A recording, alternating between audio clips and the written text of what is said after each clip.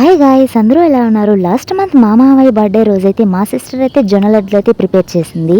So ఆ రోజు చేసిన జొన్న లడ్లు టేస్ట్ అయితే నాకు చాలా బాగా నచ్చింది. అందుకే మా సిస్టర్ని అయితే మళ్ళీ ప్రిపేర్ చేయమని చెప్పని అడిగాను. ఎలాగో ఇంట్లో కూడా జొన్నలు ఉండడం వల్ల నీకోసం అయితే చేస్తానని చెప్పింది. ఎలా చేస్తుంది అన్నది మీరు కూడా ఒకసారి అయితే చూడండి. సో ముందుగా జొన్నలను అయితే పాన్ లో లైట్ గా ఫ్రై చేసుకుని పాప్కార్న్ టైప్ లో వచ్చిన తర్వాత మిక్సీకి వేసుకొని పౌడర్ గా చేసుకోవాలి. నెక్స్ట్ అదే మిక్సీ జార్ లో ఎండు కొబ్బరితో పాటు యాలకులు కూడా వేసుకొని బాగా పౌడర్ గా చేసుకోవాలి. నెక్స్ట్ మళ్ళీ మిక్సీ జార్ లో సాయిపప్పు కూడా వేసుకొని పౌడర్ గా చేసుకొని ఫైనల్ గా బెల్లం కూడా పౌడర్ గా అయితే చేసుకోవాలి. మనం ప్రిపేర్ చేసుకున్న ఈ పౌడర్స్ అన్నిటిని ముందుగా ప్రిపేర్ చేసుకున్న జొన్నల పౌడర్ లో అయితే వేసుకొని అండ్ అలాగే నెయ్యి కూడా యాడ్ చేసుకొని బాగా మిక్స్ చేసుకోవాలి. సో ఈ జొన్న పిండిలోకి అయితే నెయ్యి క్వాంటిటీ అనేది తక్కువైపోయింది. అందుకే మా సిస్టర్ అయితే పాలు యాడ్ చేసింది.